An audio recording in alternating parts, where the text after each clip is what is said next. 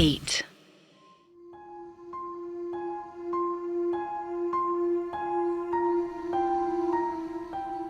वेदा बनारस वापस आ गए और वो बैठे हुए थे गंगा किनारे और बस मन ही मन सोच रहे थे। उनका एक एक पल बस यही सोचने में जा रहा था कि उन कैद आत्माओं को कैसे मुक्ति दिलाएंगे, उन आत्माओं को जो रोज मदद की गुहार लगाती है और उन्हें कैद करके रखा है काल राज ने। पर वेदा आखिर उससे लड़ेंगे कैसे और कैसे मुक्त करवाएंगे और कैसे खत्म करेंगे कालराज की दुनिया को? ये एक सवाल था जिसका जवाब अक्सराज दे चुका था। जवाब ये था कि उसके लिए वेदा को कालराज की उस दुनिया को खत्म करना होगा और उसके लिए कालराज को भी मारना होगा। पर यह इतना आसान तो नहीं था। वेदा को ताकतवर होना पड़ेगा। पर वेदा कैसे होंगे इतने ताकतवर, वो भी इतने कम समय में, और इतना ताकतवर कि वो सीधा सामना कर सके काल राज का, वो भी उसी की दुनिया में। यही सब बैठे बैठे वो बस सोच रहे थे कि तभी उन्हें एक तरकीब सूझी। वो एंटिटी चाहे तो मेरी मदद कर सकती है। उसने मुझे छलावे की ताकत दी थी और उस स्पिरिट की भी जो आत्माएं खाती है, और भी काफी ताकतें। तो अगर मैं उसका वाहन करूं और उसे मदद के लिए बुलाऊं तो वो मेरी मदद कर पाएगी। इतना सोच वो खड़े हुए और जैसे ही खड़े हुए उन्होंने आवाहन किया। पर उनके आवाहन करने से पहले ही वेदा को सेंस हो गई एक तेज रफ्तार में आती एंटिटी। वो उनकी तरफ ही आ रही थी और ये वही एंटिटी थी। और जैसा कि उस एंटिटी की प्रॉपर्टी है कि वो एक जगह पर रुक नहीं सकता, उसे चलते रहना होता है, इसी तरह वो स्थिर नहीं था। वो बस यहाँ वहां चलते जा रहा था। उसके अंदर एक ठहराव नहीं था। वेदांत, मुझे याद कर रहे थे ना? यही मैं पास से गुजर रहा था, तभी तुमने मेरा ध्यान किया और तुम्हारे बुलाने से पहले ही देखो मैं आ गया। बताओ क्या बात है?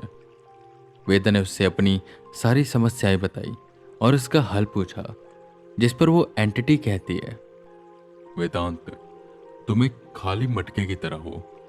मतलब इंसान आमतौर पर अपने अंदर शक्तियों को समाहित नहीं कर सकते क्योंकि वो सामान्य मनुष्य होते हैं।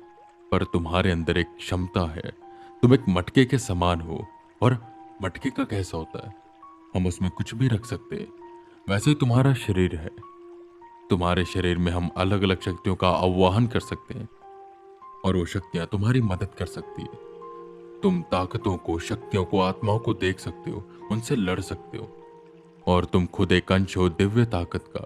पर अगर तुम्हें किसी ऐसे से लड़ना है जो इस दुनिया का है ही नहीं और उसे हराना है, तो तुम्हें दिव्य ताकत, इंसानी दिमाग और बुरी शक्तियों की मदद पड़ेगी। वेदांत, मैं तुम्हें ताकतें इसलिए दे पा रहा था क्योंकि तुम्हारे अंदर वो क्षमता है कि तुम उन ताकतों को अपने अंदर समा सको। और वेदांत, अगर तुम्हें खुद को ताकतवर बनाना है तो पहले तुम्हें ऐसी आत्माओं को ढूंढना होगा जो बेहद ही ताकतवर हो। उन्हें पकड़ना होगा और मेरे पास लाना होगा। तब उन ताकतों को तुम्हारे अंदर डाल सकूंगा, जैसे तुम ताकतवर हो जाओगे। पर हाँ वेदांत, शक्तिशाली आत्माओं को और उन आत्माओं के बारे में तुम्हें पूरा ज्ञान भी हो, ताकि तुम्हें पता चले कि तुम्हें कैसी शक्ति चाहिए। जैसे कि छलावा का था, वो तो छल करता था, तो उसकी ताकत का तुमने कहीं उपयोग किया। ऐसे ही हर आत्मा की अलग एक ताकत होती है और तुम्हें पहचानना होगा और उसे पकड़ना होगा। कर्ण पिशाचनी, ब्रह्म राक्षस, बेताल, डाकनी, यक्षनी, ये सब ताकतवर हैं। इन्हें पकड़ो, इनके बारे में ज्ञान लो और इनकी शक्तियों को अपने अंदर समाहित करो। ये सुन वेदा के अंदर एक उम्मीद की किरण जागी। उन्हें अब लगने लगा कि वो कालराज से लड़ सकते हैं और उसे हरा भी सकते हैं। पर मुझे ये ताकतें मिलेंगी कहाँ और कैसे मैं इनकी ताकतों को पहचानूंगा कि किसकी शक्ति क्या है और किसकी शक्ति क्या? जिस पर वो एंटिटी कहती है, वेदांत, इसके लिए तुम्हें निकलना पड़ेगा, तुम्हें खोज करनी पड़ेगी, साधुओं से, घोरियों से मिलना पड़ेगा, ऐसी ताकतों के बारे में जानना पड़ेगा, ज्ञान लेना पड़ेगा। और ऐसी ताकतों के बारे में तुम्हें अघोरी, साधु, तांत्रिक ये अच्छे से बता सकते हैं। और हाँ, तुम चाहो तो ऐसी ताकतों को सिद्ध भी कर सकते हो, पर उसके लिए तुम्हें गुरु की जरूरत है। अपने गुरु को ढूंढो, ऐसे घोरियों को ढूंढो जो तुम्हें ऐसी ताकतों के बारे में ज्ञान दे सके। उन्हें कैद करना, मेरे पास लाना, मैं उन्हें मुक्त करूंगा और उनकी शक्तियां तुम्हें दे दूंगा। ये सुन वेदा ने दिमाग चलाना शुरू किया। इससे पहले वेदा कुछ कहते वो एंटिटी वहां से चली गई।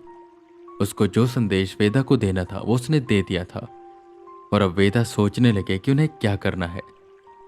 उस एंटिटी ने सही कहा, मुझे निकलना पड़ेगा, मुझे निकलना पड़ेगा एक सफ़र पर, एक ऐसा सफ़र जिसमें मैं अलग अलग ऐसे साधुओं से, घोरियों से मिलूंगा जिनसे मुझे ज्ञान मिलेगा, और मैं खुद को ताकतवर बनाऊंगा और उस काल राज को मैं हरा पाऊंगा।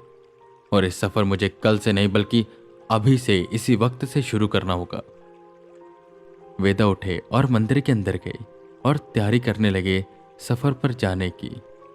और वो ये जानते थे कि सफ़र पर उन्हें जो ज्ञान चाहिए, उन्हें जो ताकतें चाहिए, बहुत ही ज़मीनी स्तर पर मिलेगी, और उन्हें अपनी तलाश भी ज़मीनी स्तर पर ही रखनी पड़ेगी।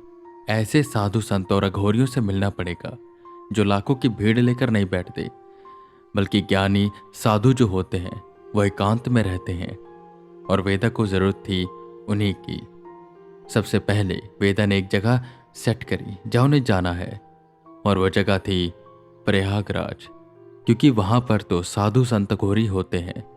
और इस सफ़र के लिए उन्होंने टिकट भी नहीं कराई, साधारण कपड़े पहने अपने ज़रूरत का सामान रखा और वो निकल गए स्टेशन। और वहाँ से उन्होंने ट्रेन पकड़ी प्रयागराज वाली, और वो जनरल कोच में गए। वेदांत, ये सब तुम क्यों कर रहे हो? इससे आखिर क्या मिलेगा तुम्हें? और क्या तुम्हें पूरा भरोसा है इससे तुम कालराज को हरा पाओगे? अक्षराज ने कहा, जिस पर वेदा जवाब देते हैं, मुझे पूरा भरोसा तो नहीं, पर मैं इतना जानता हूं कि इन ताकतों से मेरी कहीं ना कहीं मदद जरूर होगी। हमारे पास क्या है उससे फर्क नहीं पड़ता, बल्कि हमारे पास जो है हम उसका उपयोग कैसे करते हैं उससे फर्क पड़ता है। मुझे मेरे गुरु ने एक बात कही थी जो मुझे आज भी याद है। मैं जब उनसे विद्या सीख रहा था तब मैं हमेशा उनसे कहता था कि मुझे ये विद्या सिखाओ, ये विद्या सिखाओ, एक विद्या से कुछ भी नहीं होगा, दो विद्या से कुछ भी नहीं होगा। तब उन्होंने मुझे एक बहुत अच्छी बात बताई। उन्होंने कहा कि जो रसोइया होता है, जो काफ़ी सीखा होता है और अपने काम में अच्छा होता है, उसे तुम कुछ गिनी चुनी सामग्री दे दो, वो तुम्हें लाजवाब खाना बना कर देगा। पर वहीं कोई ऐसा शख्स हो जिसने कभी खाना बनाया नहीं और सीखना चाहा ही नहीं, उससे भले तुम चाहे लाखों सामग्री ला कर दे दो, पर तब भी वो कुछ नहीं बना पाएगा। इसलिए अपना समय सीखने पर दो, ना कि सामग्रियां बटोरने पर। ऐसा ही मेरा है, मैं अपना समय ऐसी विद्याओं को निपुण करने में लगाता हूँ जो मेरी मदद कर सकती हैं, ना कि हर एक विद्या को। और मैं जानता हूँ कि इन ताकतों से कहीं ना कहीं मैं कुछ चीज़ें ऐसी है जिनसे मैं अपना दिमाग लगाकर कालराज को हरा पाऊंगा। मुझे कालराज का सामना करना है, वो भी जल्द। वेदा की बातों में आत्मविश्वास था और उनके अंदर एक खुशी थी। और अक्सर कहा भी जाता है, जो आदमी खुश मन से किसी काम के लिए निकलता है उसका काम सफल होता है। पर क्या इसमें वेदा सफल हो पाएंगे? क्या वो जीत पाएंगे कालराज से? एक सवाल था जो अक्षराज को अंदर ही अंदर खाए जा रहा था।